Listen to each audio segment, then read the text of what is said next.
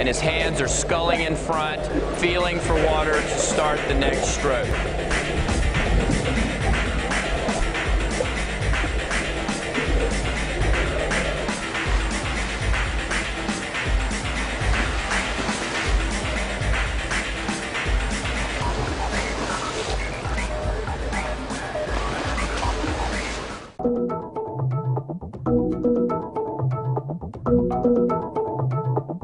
Stroke and time drills are an excellent way for the swimmer to manage his stroke length and swim at the highest level of efficiency. Our stroke and time drill for butterfly involves swimming a 50-meter distance and the swimmer counting their strokes.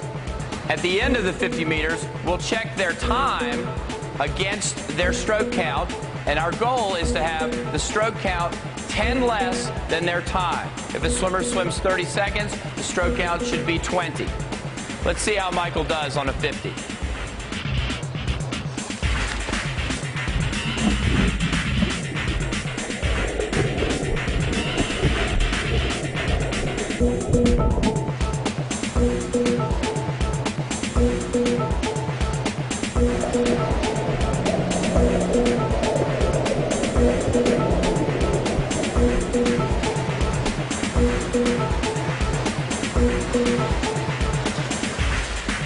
Very nice. How many strokes? 18, 28, 2. Very good. I think in my opinion the most important part about butterfly training is probably holding stroke and make sure you have good technique at all times. I think we try to work real hard, making sure my hips are always riding the surface and I have a strong kick. In practice we also try to make sure our arms are as relaxed as possible and our hands enter the water very softly. I think the best way to train butterfly is always using excellent technique and making sure all of the key aspects of the stroke are perfect.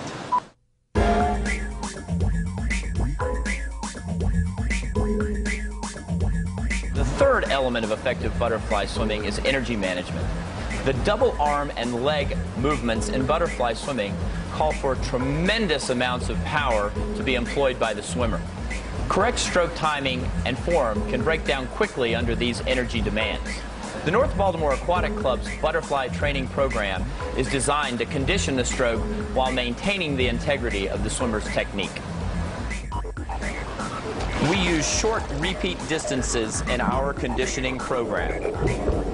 Michael performs 25, 50, 75, and 100-meter swims in his butterfly conditioning sets, which employ a combination of stroke control aerobic training with high-energy speed training at or near race pace. Michael will occasionally do repeats of 200 yards or more for variety, but the mainstay of his program is short repeat swims on short to moderate rest. We choose to do a majority of our training in short course yards or short course meter pools so that our swimmers can maintain excellent stroke mechanics during training.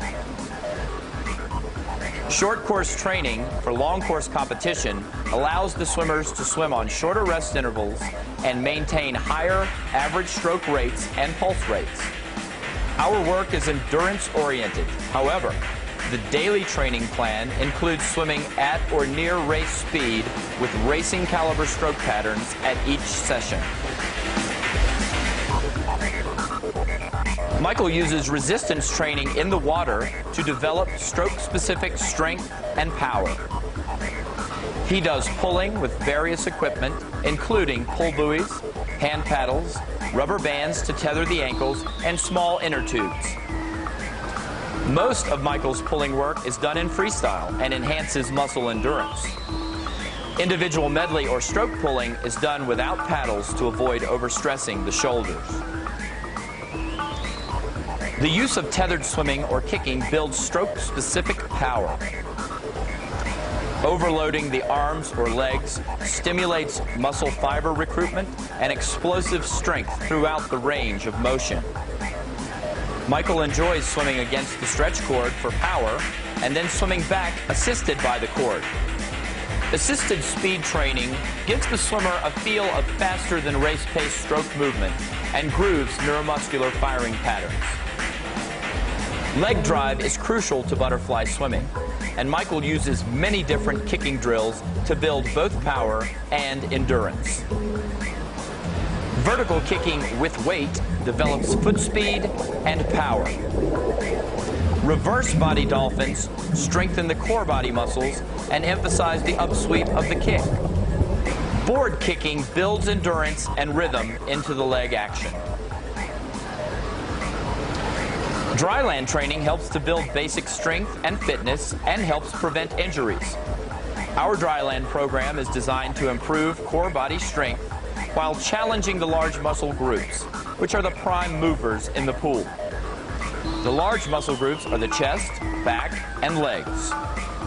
Medicine balls, abdominal work, pull-ups, push-ups, jumping, and other leg exercises are the foundation of our exercise program.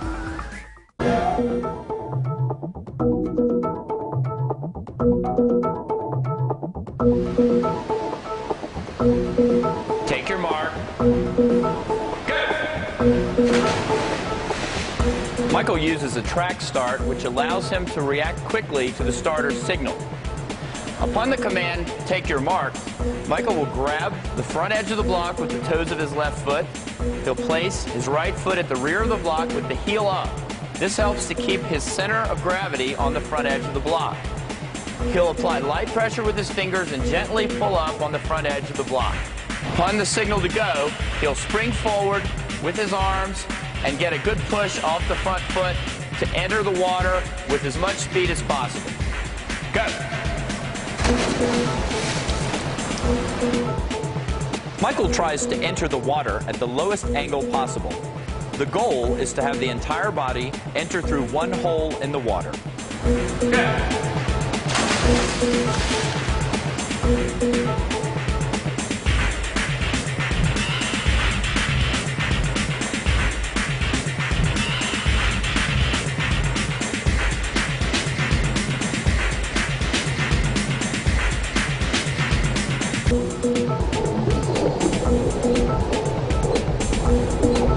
After cleanly entering the water, Michael initiates his powerful body dolphins to drive him forward and up to the surface.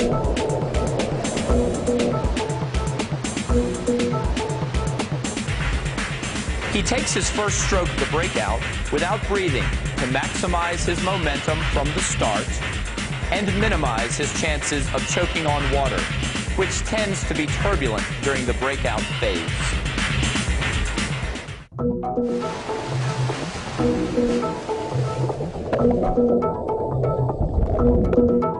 When performing the butterfly turn, pay attention to several key aspects. Number one, the swimmer must be accelerating into the wall. This will allow for maximum transfer of energy in the change of direction. As Michael approaches the wall, he builds speed and hits the touchpad with both hands at the fingertips.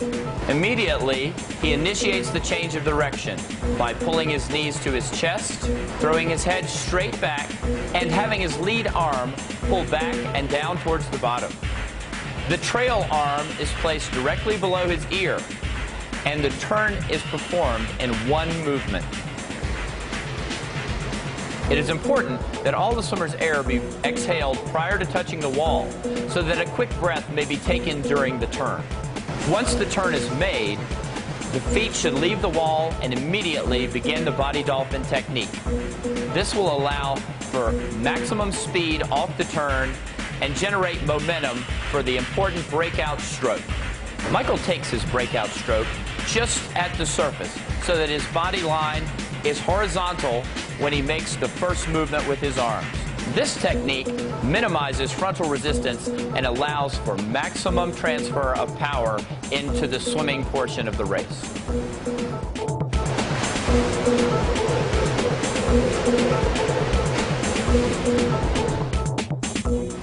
When finishing a butterfly race, finish with a full stroke. Time the finish so that there's little room to glide and decelerate. Michael starts judging his finish between 5 and 10 meters from the wall. This gives him time to adjust his strokes to the proper length. Remember to keep driving your legs into the finish and keep your head down until your fingertips have solidly hit the touch pad. We feel that it is better to glide longer and kick into the wall than to take a short stroke close to the wall and jam the finish.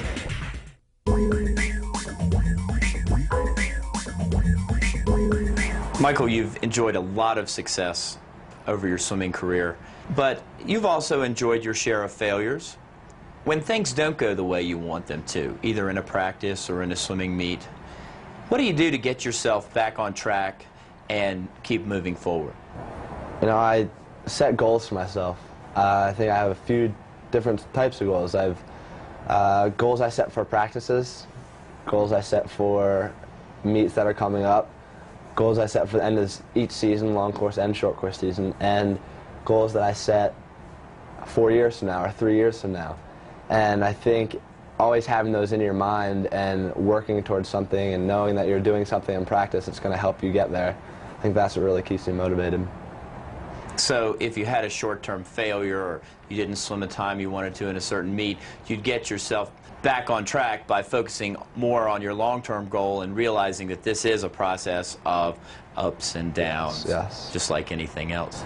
Definitely. Everyone succeeds and everyone fails, but the true question is, are you going to get back up and try harder? What was it like to represent your country in the Olympic Games? I think it was an honor, definitely, on my part, because coming from the greatest swimming nation in the world, I think it was just definitely an honor to go over there and say I represented the United States in the best sport. What was your favorite part about that trip?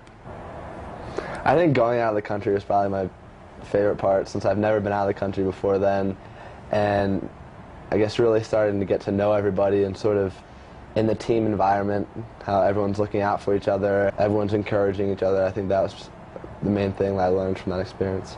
Michael, you finished 5th place in your first Olympic Games as the youngest U.S. Olympian. Were you disappointed with that? I was disappointed because my goal going in was to medal, and I didn't. I was 5th. But I was very satisfied with how I swam because that was the best I could do at that point. And since it was the Olympics and that was the biggest meet in swimming that you can reach, I think it's good to have that under my belt so young. So if I go to World Champs, Pan Pacs, I mean any other meet, I know sort of what to expect. We hope that you've enjoyed getting to know more about Michael and our style of butterfly swimming. Thanks for watching. I hope you picked up some tips. Remember, have a positive attitude and always try your best.